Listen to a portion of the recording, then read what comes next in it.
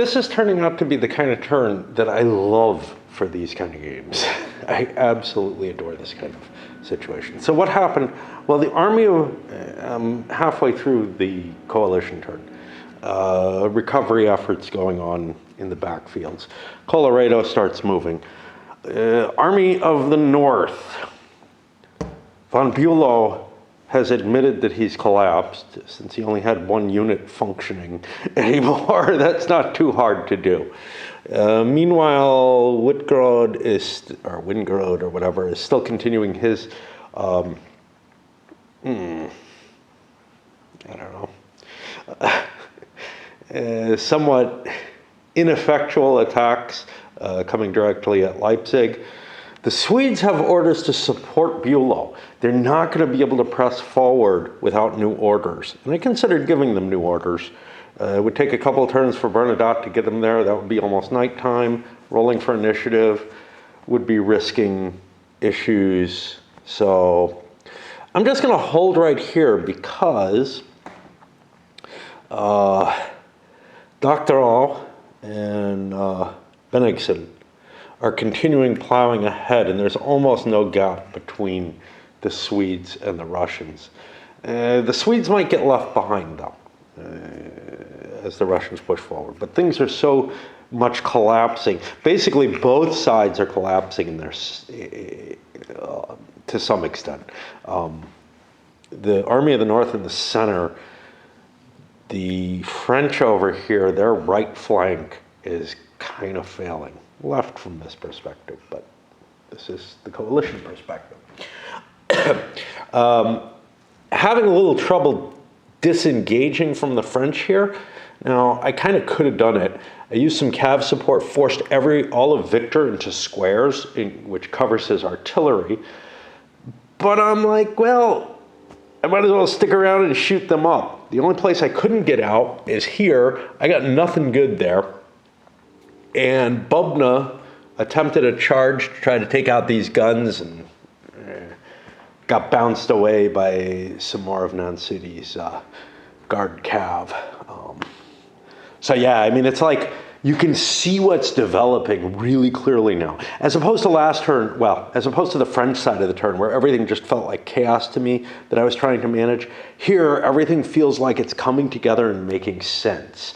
It's not necessarily good for the coalition, this collapse here, for example, but it makes sense, you know? And now I can start picturing, well, what do I want to do with the Army of Bohemia? Well, with Colorado moving down there, I probably want to move into place, so I'm supporting him. But part of me says, what about trying to cut all the exit routes? What about if I move the Army of Bohemia en masse behind the French army there? I leave the Army of Silesia behind the French army here, because although the retreat scenario, this has nothing to do with the campaign game itself. Nothing is mentioned in the campaign scenario, but the retreat scenario is basically heading down that way, I believe. Well, I've already expressed, I think it would not be unreasonable for the French to head more to the northwest than kind of due west. I don't buy that they could come back north.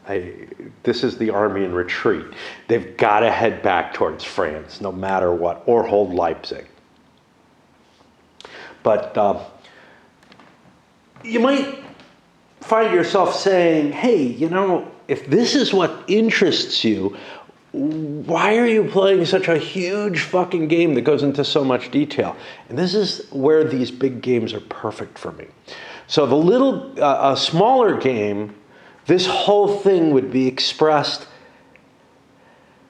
as the whole thing, right? I wouldn't be dealing with all these details in order to see the picture emerge.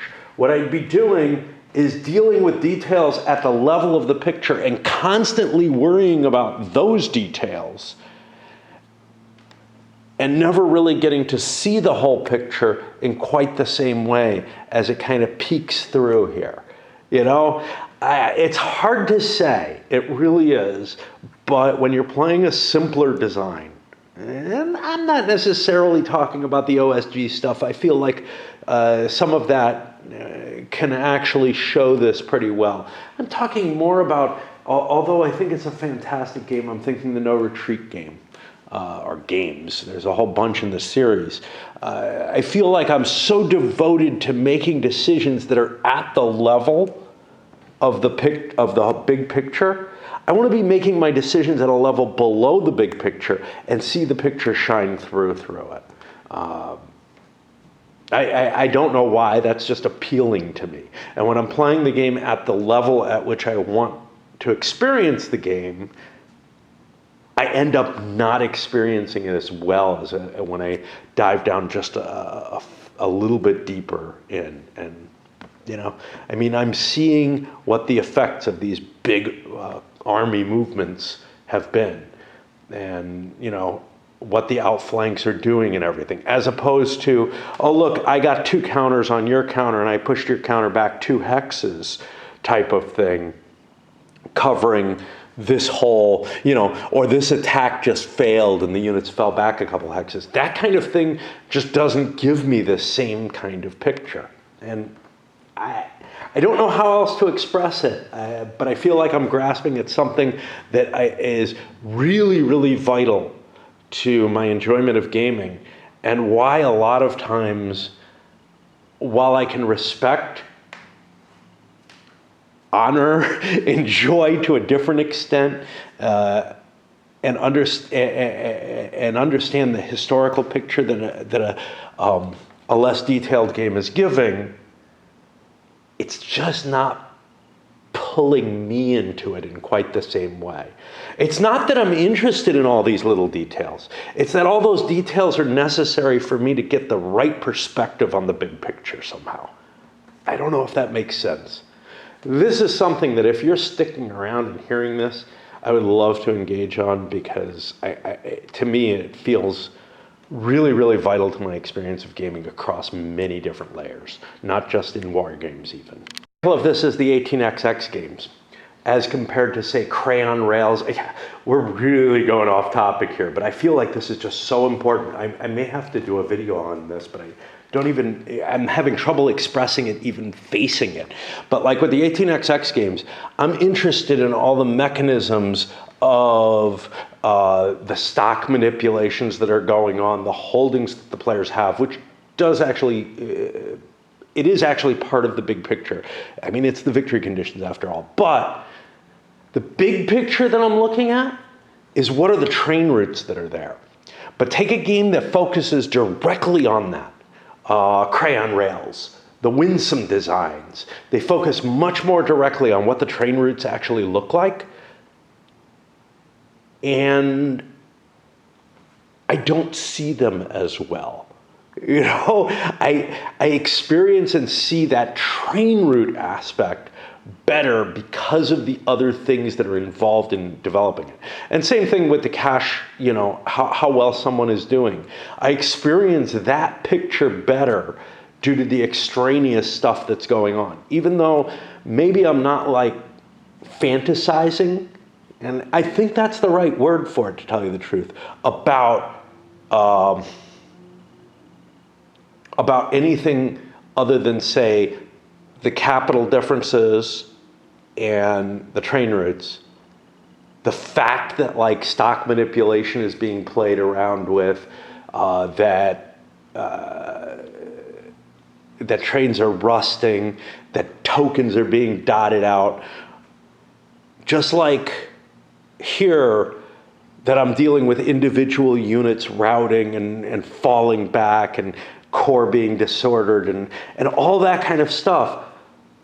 All of that helps me so much in that, and I say picture, I say fantasy, that imagination, everything that I'm seeing, the whole battle just kind of comes together, or the whole development of the rail system. Now, I'm very visual, which is one of the reasons why, like, you know, an 18xx train system works better for me, or really, really seeing these lines forming, not just, oh, it's every other hex with a counter in it or something along those lines. Really, really seeing it does help as well. So, you know, there might be different factors in it, but I feel like something has to do with that fact that the image emerges from the detail, as opposed, just like, I don't know, just like the strategy emerges from the detail.